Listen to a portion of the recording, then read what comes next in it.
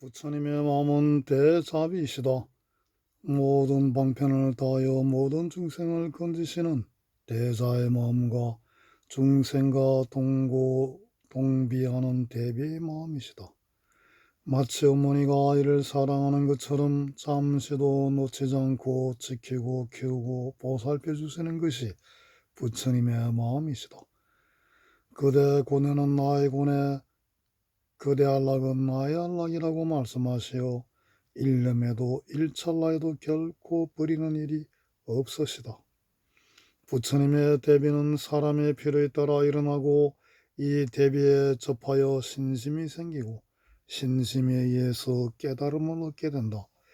이것은 마치 자식을 사랑함으로써 어머니임을 자각하고 어머니의 마음에 접함으로써 자식의 마음이 평안해짐과 같다. 그런데도 사람들은 이 부처님의 마음을 모르고 무지에서 애착을 일으켜 괴로워하고 번뇌에서 업을 일으켜 괴로워한다. 제 업에 무거운 짐을 지고 허덕이며 미망의 산에서 산으로 헤매게 된다. 부처님의 자비는 현세만에 그친다고 생각해서는 안 된다. 그것은 사람이 무명으로 말미암아 윤회를 걷어가며 미망을 쌓은 시초부터 오늘날까지 한없이 계속되고 있는 것이다. 부처님은 항상 사람들 앞에 그 사람들에게 가장 친근한 모습으로 나타나 구제 방편을 쓰신다.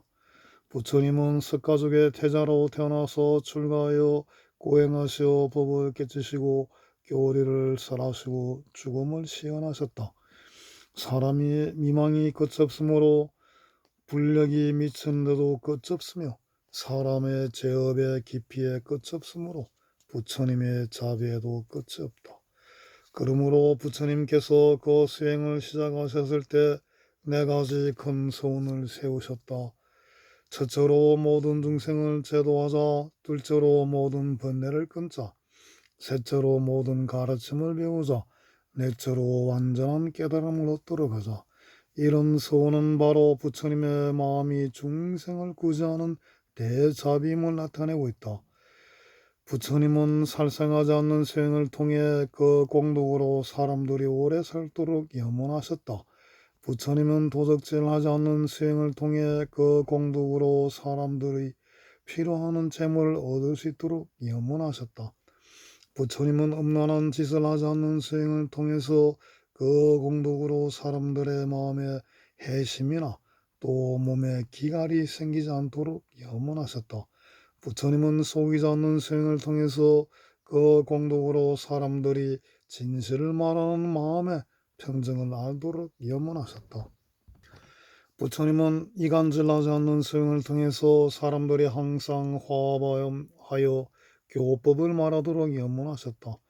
또 부처님은 나쁜 말 하지 않는 수행을 통해서 사람들의 마음이 평안하여 어지러워지지 않도록 염원하셨다. 부처님은 잡담하지 않는 수행을 통해서 사람들의 여러 가지 곤란을 당하는 일이 없도록 염원하셨다. 또 부처님은 탐내지 않는 수행을 통해서 그 공덕으로 사람들이 탐욕에서 벗어남으로써 평화를 얻도록 염원하셨다. 부처님은 성내지 않는 수행을 통해서 사람들이 서로 사랑하도록 염원하셨다. 부처님은 어리석은 짓을 하지 않는 수행을 통해서 사람의 마음에 인과를 무시하는 그릇된 생각이 생기지 않도록 염원하셨다. 이같이 부처님의 자비는 모든 중생에게 향하며 그의 염원은 만인의 행복에 있는 것이다. 부처님은 마치 부모처럼 중생을 가련하게 보살펴서 생사의 바다를 건너도록 염원하신다. 깨달음의 언덕에 서셔서 미혹의 바다에 헤매는 중생에게 외치고 계시는 부처님의 말씀은 쉽게 들리지 않는다. 그래서 부처님께서 스스로의 미혹의 바다로 뛰어들어 제도의 방편을 강구하셨다. 제자들이여, 그대들은 저마다 자기 자신을 등불로 삼고 자기를 의지처로 하여라. 이밖에 다른 것에 의지해서는 안 된다. 이 법을 등불로 삼고 의지하여라. 이밖에 다른 것에 의지해서는 안 된다. 자기 몸을 보고는 그 더러움을 생각하여 괴로움과 즐거움은 다와 같이 괴로움의 원인이라는 것을 알고 욕망에 빠지지 않아야 하며, 자기의 마음을 보고는 그 속에 자아가 없음을 생각하여 미망에 빠지지 않아야 한다. 그러면 모든 괴로움을 끊어버릴 수 있다. 내가 간 후에는 나의 가르침이 그대들의 스승이 될 것이다. 제자들이여, 그대들은 이제까지 내가 한 교법을 지켜 항상 듣고 생각하고 배우며 결코 버려서는 아니 된다. 그러면 항상 행복이 충만할 것이다. 가르침의 요점은 마음을 닦는 데 있다. 탐욕을 누르고 몸과 마음을 바르게 갖고 말은 성실하게 하여야 한다. 항상 무상함을 생각하여 탐욕과 노염을 억누르고 모든 악을 피하여야 한다. 만약 마음이 사악에 끌리고 탐욕에 사로잡히려면 이를 억누르고 삿된 마음에 끌리지 말고 마음의 주인이 되어야 한다. 마음은 사람을 부처로 만들고 또 짐승도 만든다. 길을 잘못 들어 악마가 되고 길을 깨달아서 부처가 되는 것도 모두 이 마음의 조작이다. 그러므로 마음을 바로잡아 진리에서 벗어나지 않도록 정진하여야 한다. 제자들이여, 그대들은 이같이 말에 화합하고 공경하며 다투지 말아라. 물과 젖처럼 화합할 것이요 물 위에 기름처럼 겉돌지 말아라. 함께 내 교법을 지키고 함께 배우며 함께 수행하고 서로 격려하여 깨달음의 기쁨을 함께 나누어라. 쓸데없는 일에 마음과 시간을 허비하지 말고 깨달음의 꽃을 따고 깨달음의 열매를 거두도록 하여야 한다. 제자들이여, 나는 몸소 진리를 깨닫고 그대를 위하여 이것을 설하였다. 그대들은 이 진리를 지켜 어떤 일에나 진리대로 행동하도록 해라. 그러므로 이 가르침대로 행하지 않는 자는 나와 만나고 있으면서 나와 만나지 못하고 나와 같이 있으면서 나와 멀리 떨어져 있는 것이다. 또 이 가르침대로 행하는 자는 설사 내게서 멀리 떨어져 있더라도 항상 내 곁에 있는 것과 다름이 없다. 제자들이여, 나의 종말은 이미 가까워졌다. 이별은 멀지 않다. 그러나 헛되이 슬퍼하지 말아라. 세상은 무상하며 나서 죽지 않는 자는 없다. 지금 나의 일신이 다 된 수레처럼 허물어지는 것도 이 무상의 도리를 몸소 시원하기 위해서다. 부질없이 슬퍼하지 말고 이 무상의 도리에 놀라고 인생의 참모습에 눈을 떠야 한다. 변화하는 것을 변치 않도록 하려는 것은 무리한 일이다. 번뇌의 독은 항상 그대들 마음의 틈을 타려고 노리고 있다. 만약 그대의 방에 독사가 살고 있다면 그 독사를 내쫓지 않는 한 그 방에서 편안히 잠잘 수 없을 것이다. 번뇌의 악마는 내쫓아야 한다. 번뇌의 독사도 내쫓아야 한다. 그대들은 자기 마음을 지켜야 한다. 제자들이여, 나의 최후의 순간이 다가왔다. 그러나 이 죽음은 육신의 죽음임을 잊어서는 안 된다. 육신은 부모로부터 태어나고 음식으로 보존되는 것이므로 병들어 상하고 허물어지면 부득이하다. 부처는 육신이 아니고 깨달음이다. 육신은 여기에 망하더라도 깨달음은 영원히 법과 진리 속에 살고 있다. 그러므로 나의 육신을 보는 자가 나를 보는 것이 아니라 나의 가르침을 아는 자만이 나를 보는 것이다. 내가 죽은 후에는 내가 남긴 법이 곧 그들의 스승이 될 것이다. 이 법을 지켜 나에게 충실하도록 되어야 한다. 제자들이여, 나는 인생의 원 45년 동안 남김없이 모든 것을 설했다. 이 밖에 따로 설할 비밀은 없다. 제자들이여, 지금이 나의 마지막 순간이다. 나는 지금부터 열반이 될 것이다. 이것이 나의 마지막 가르침이다. 내리는 비는 같을지라도 이것을 받는 초목에 따라 제각기 다른 혜택을 받는 것처럼 부처님의 자비는 꼭 같이 베풀어지지만 이것을 받는 사람의 근기와 환경에 따라 구조하는 방편을 달리한다. 부모는 아무리 자식이 많더라도 그 사랑에 변함이 없으나 병든 자식이 있으면 부모의 마음은 또 그에게 쏠린다. 부처님의 대비도 모든 중생에게 평등하게 쏠리지만 더욱이 우매하기 때문에 무거운 죄를 짓고 고뇌하는 자에게 쏠린다. 또 태양이 동력하늘에 올라 어둠을 멸하고 만물을 기르는 것처럼 부처님은 모든 중생 사이에 나오셔서 악을 멸하시고 선을 키우셔서 지혜의 빛을 비춰 무명의 어둠을 들어 깨달음으로 이끌어 주신다. 부처님은 자의 아버지시며 비의 어머니시다. 중생은 흔히 미혹과 욕망의 눈이 어두운 나머지 미친 듯이 날뛴다. 부처님도 이들에 대한 자비의 마음에서 마치 미친 사람처럼 행동한다. 그들은 부처님의 자비 없이는 구제될 수 없다. 그들은 모두 부처님의 아들로서 부처님의 구제를 받아야 한다. 사람들은 모두 부처님은 왕자로 태어나서 출가하여 깨달음을 얻으셨다고 믿고 있지만 실은 부처가 되신 지 벌써 한없는 세월이 흐르고 있다. 한없이 긴 세월 동안 부처님은 항상 이 세상에 상주하시고 영혼의 부처로서 모든 중생의 근기를 하시고 모든 방편을 다하여 구자해 오셨다. 부처님이 설하신 영혼의 법 속에 거짓은 없다. 왜냐하면 부처님이 세상 일을 있는 그대로 하시고 모든 중생에게 가르치시기 때문이다. 세상을 있는 그대로 하는 것은 참으로 힘들다. 왜냐하면 세상사는 참으로 보여도 참이 아니고 거짓으로 보여도 거짓이 아니기 때문이다. 어리석은 자는 세상의 진리를 볼 수 없다. 부처님만이 세상을 여실히 알고 계신다. 그러므로 부처님은 이 세상이 참이라고도 거짓이라고도 말하지 않고 좋다고도 나쁘다고도 말하지 않으며 있는 그대로를 보여주신다. 부처님의 가르침은 다음과 같다. 모든 중생은 그 사람들의 성질, 행실, 신심에 따라 선을 부일시해야 한다. 이 가르침은 이 세상을 그대로 긍정하는 것도 아니고 부정하는 것도 아니며 그것을 초월하는 데 있다.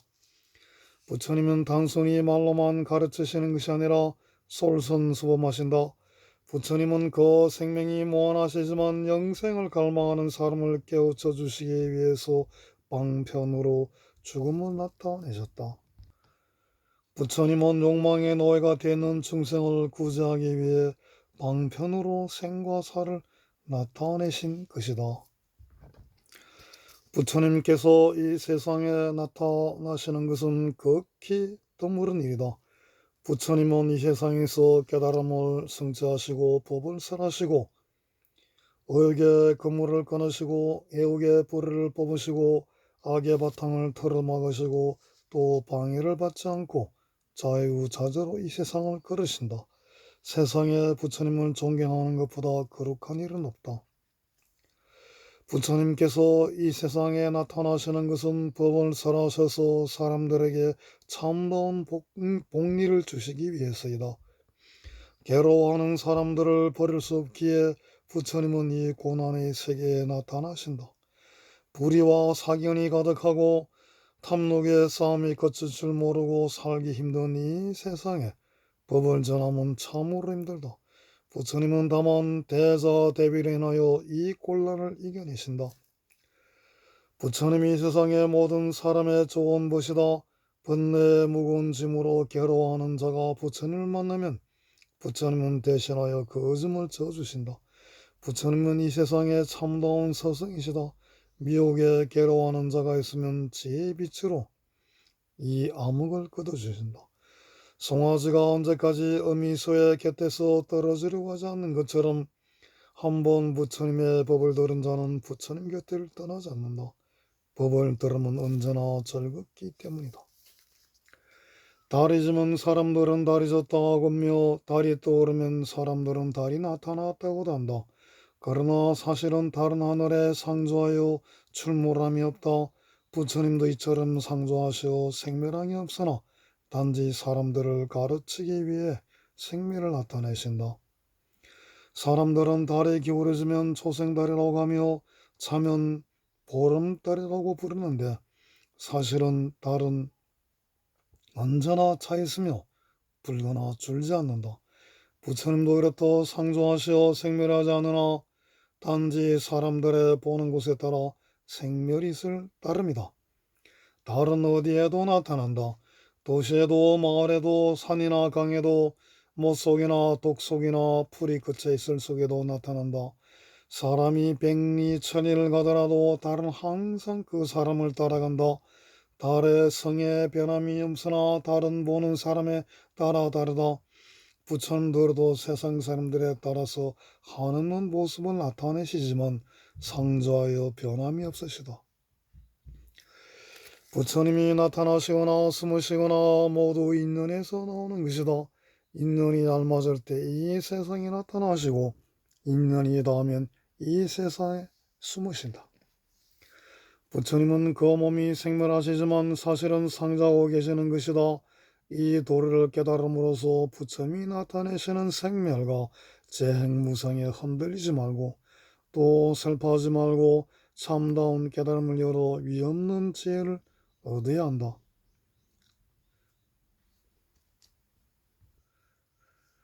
부처님은 선정에 드셔서 고요함과 평안한 마음, 자비의 빛과 행복한 마음, 공정한 마음까지도 내리신다. 부처님은 모든 사람에게 평등하시며 중생의 마음의 모든 때를 씻어주시고 맑은 연락을 누릴 수 있도록 하신다. 부처님은 모든 사람의 부모이시다. 아이가 태어나면 16개월 동안 부모는 아기의 소리에 맞춰 아기처럼 말하고 다음에 서서히 말을 가르쳐 주듯이 부처님도 또한 중생의 말에 맞추어 법을 설하시고 그들이 보는 데 따라 상을 나타내시고 그들이 원하는 데 따라 사물을 처리해 주셔서 그들로 하여금 편안하고 동료 없는 경지로 이끌어 주신다. 부처님은 하나의 말로서 법을 설하시지만 중생은 모두 자기의 말로서 그것을 듣고 부처님께서 지금 자기를 위해 법을 설하셨다고 좋아한다. 부처님의 경계는 범부의 의식으로 보는 것을 초월하고 있어 말로서는 다 밝힐 수 없다. 굳이 그 경계를 설명하려면 비유로서 할 수밖에 없다. 강은 항상 말이나 코끼리, 거북, 물고기들이 내리밟아 휘젓고 있지만 이내 맑아진 채 여전히 흐른다. 부처님도 강처럼 이교의 물고기나 거북이 등이 다투어 들어와서 흐름을 어지럽게 하건만 불법은 조금도 어지러워지지 않은 채 언제나 맑게 흐른다.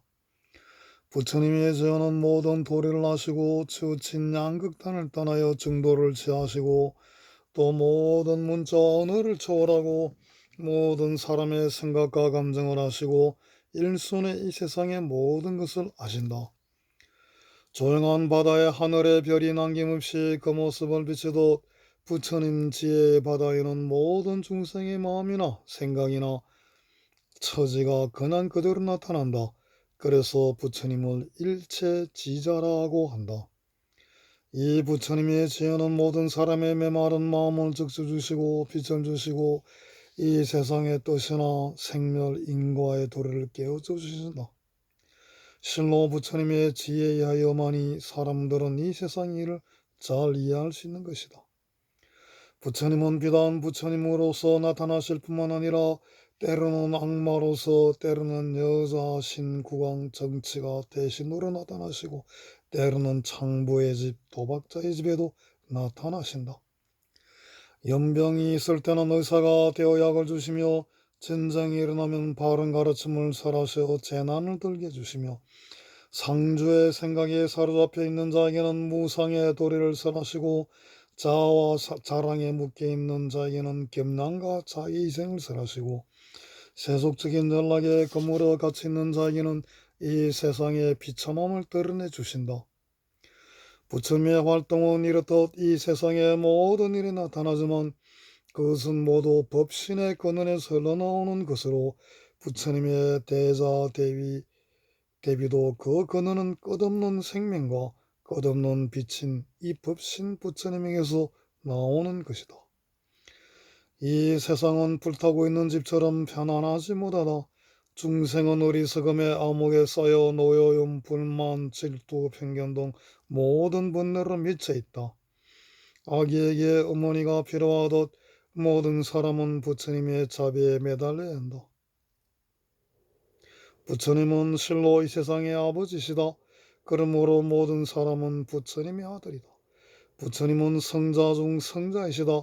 이 세상은 생로병사로 불타고 게으름이 가득하건만 모두들 세속적인 연락만을 헛되이 찾아 화를 통찰하는 지혜를 갖지 못한다.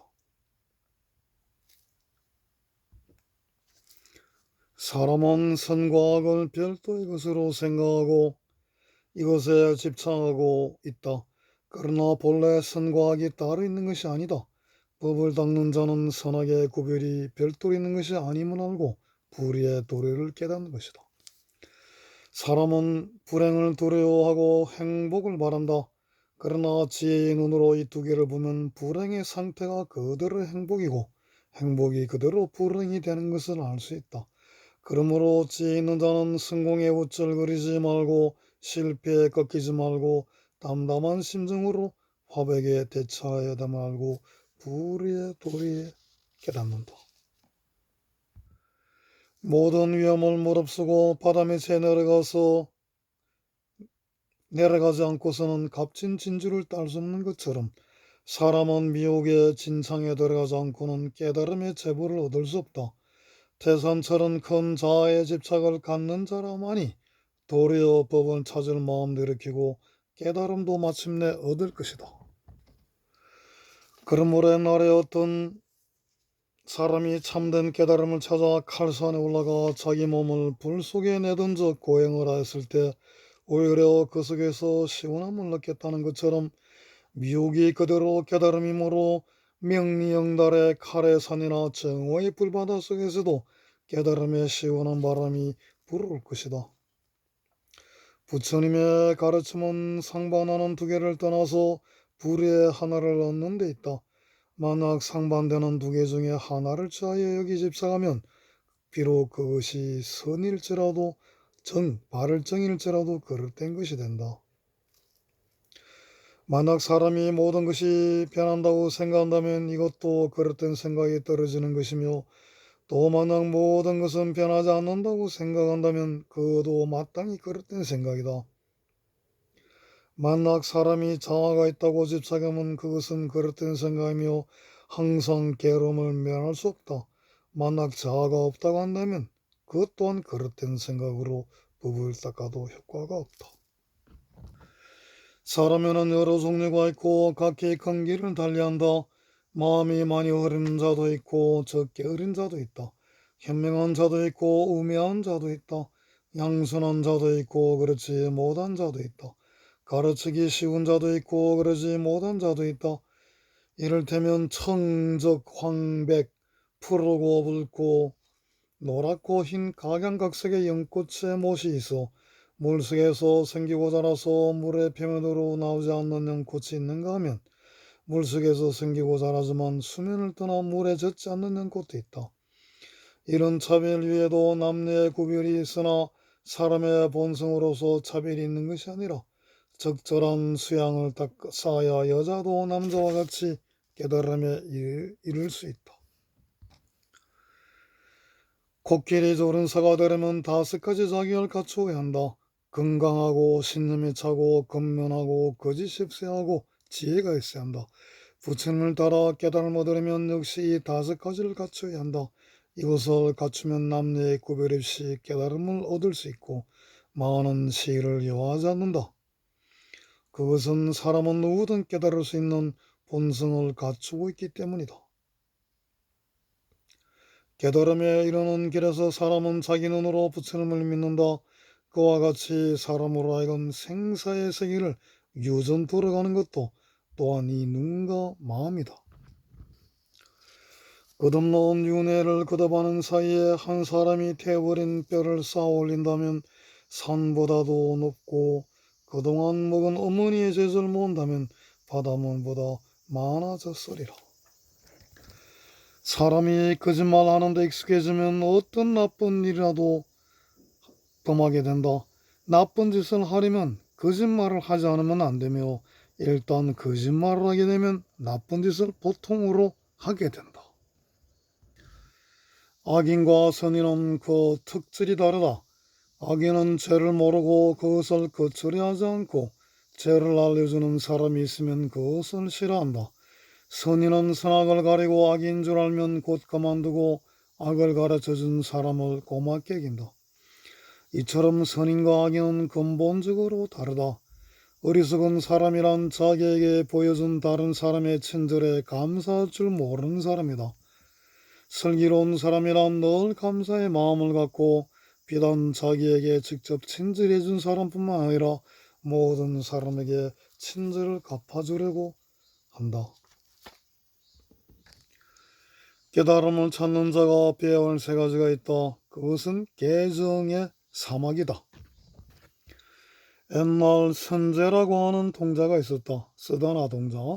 이 동자도 깨달음을 찾고 있었다. 바다에서 고기를 잡는 어부를 찾아가서 바다에 관한 지식을 들었다. 사람의 병을 보는 의사로부터는 사람을 대하는 마음은 자비가 아니면 안 된다는 것을 배웠다. 또 재산을 많이 가진 장자를 만나서는 푼돈이 모여 큰돈이 된다는 것을 배웠다. 자선하는 승려를 찾아서는 그 고요한 마음의 모습이 나타나서 사람들의 마음을 맑게 하고 불가사의한 힘을 주는 것을 보았다. 거룩한 마음씨의 부인을 만나서 그 봉사의 정신에 감동되고 자비는 지혜의 열매라는 것을 알았다. 분골쇄신하면서 깨달음을 찾는 수행자를 만나서는 진실로 도를 찾으려면 칼날의 산에 오르고 불 속이라도 헤쳐나가지 않으면 안 된다는 것을 알았다. 이와 같이 선제동자는 마음만 있으면 눈으로 보는 것, 귀로 듣는 것 모두가 다 법이라는 것을 알았다. 갸날픈 여인에게서도 깨달음의 마음이 있고 거리에서 노는 어린이 무리들에게서도 진실한 세계가 있음을 보았고 어진 선비를 만나서는 점잖은 처세의 지혜를 배웠다. 그는 향의 절호를 섞는 것을 보고 조화의 묘를 배웠고 꽃꽂이에서 깨달음을 보았다.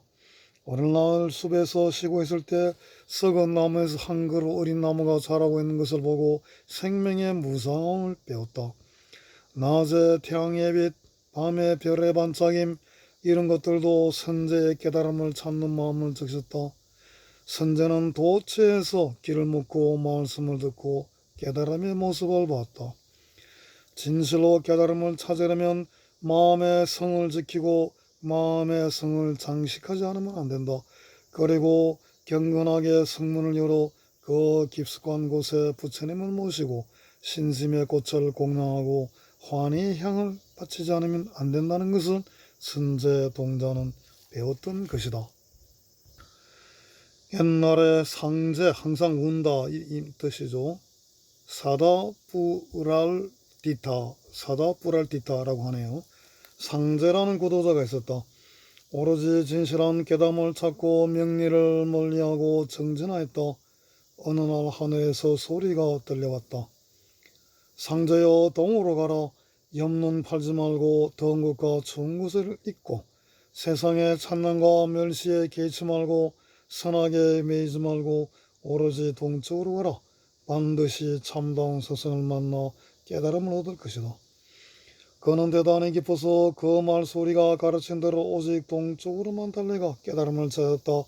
낯선 땅에서 갖은 박해와 굴욕을 참아야 했다. 때로는 몸을 팔아 노예가 되고 살을 깎듯 일하여 허기를 면하고 나여 드디어 참다운 스승을 얻어 가르침을 청하였다. 세상은 호사다마라고 한다. 상제의 구도여행에도 이 장면은 몇 번이고 나타났다. 스승에게 바칠 꽃과 향을 살 돈을 마련하려고 몸을 팔아 봉사하고 품삯을 벌리고 했으나 고용하는 사람이 없었다. 악마의 방해의 손길은 가는 곳마다 뻗쳐 있었다. 깨달음의 길은 참으로 피를 말리고 뼈를 깎는 고난의 길이었다. 스승에게 가르침을 받고 존경할 말씀을 기록하려 해도 종이도 붓도 먹도 얻을 수 없었다. 그는 칼을 들어 자기의 팔을 찔러 피를 흘려 스승의 말씀을 새겼다. 이렇게 하여 그는 존귀한 깨달음의 말씀을 얻었던 것이다. 이 세상 사람들은 이기적이고 동정심이 적고 서로 사랑하고 존경할 줄 모른다. 괜한 일로 다투고 싸워 화와 괴로움을 자초하여 음울한 나날을 보내게 된다. 부자든 가난하든 불구하고 모두 돈 때문에 괴로워한다. 가난하면 가난해서 괴로워하고 있으면 있어서 괴로워한다. 모두 탐욕에 마음이 쏠려 한시도 마음이 편안할 데가 없다. 부자는 돈밭이 있으면 돈밭을 걱정하고 집이 있으면 집을 걱정하여 갖고 있는 모든 것에 집착하여 걱정한다. 불시에 재난이 들이닥쳐 태우고 뺏기고 위해를 당해서 없어지면 괴로워하여 목숨까지 잃게 된다. 또 죽음의 길은 홀로 가는 것이지 따라오는 사람은 없다. 가난한 자는 항상 부족을 괴로워하고 집을 갖고 싶다, 논밭을 갖고 싶다 하여 갖고 싶다는 생각에 불타서 신심 공이 지쳐버린다. 이 때문에 자기 수명을 다하지 못하고 중대에서 죽어버리는 수도 있다.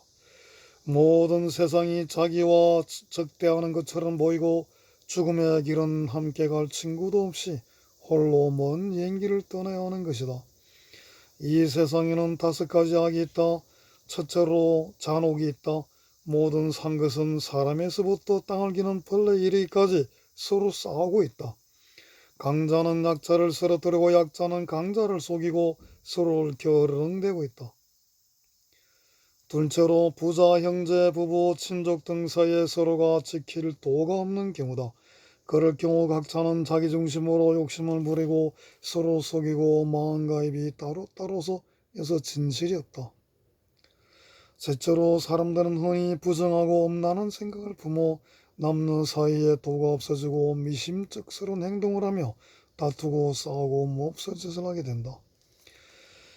넷째로 타인의 권리를 존중할 줄 모르고 자기만이 훌륭하다고 의시되며 남을 손상하고도 돌아볼 줄 모르는 사람이 많다. 이런 사람은 그릇된 기준에 따라 행동하고 말이 올바르지 못하고 사람을 속이고 중상하고 욕설한다. 다섯째로 타인에 대한 의무를 소홀히 하는 사람이 많다. 그들은 자기만의 위안, 자기만의 욕심을 생각하고 타인으로 받은 은혜는 까맣게 잊어먹고 남을 괴롭히고 드디어는 무슨 죄를 짓게 된다. 사람은 서로 장점을 발견하여 경외하고 서로 베풀고 도와가며 살아야 하는데 서로의 결점은 찾아내어 이것을 경멸하고 자기 이익 때문에 타인을 싫어한다. 이러한 마음이 처음에는 사소한 데서 출발하더라도 시간이 경감에 따라 점점 커져서 큰 원한이 되는 것을 모르고 있다. 이런 혐오의 감정은 당장 파멸을 갖고 오는 것은 아니지만 노여움이 겹치고 쌓여서 독을 품고 마음속에서 깊이 새겨지면 생과 사를 거듭하며 그 씨를 옮겨간다.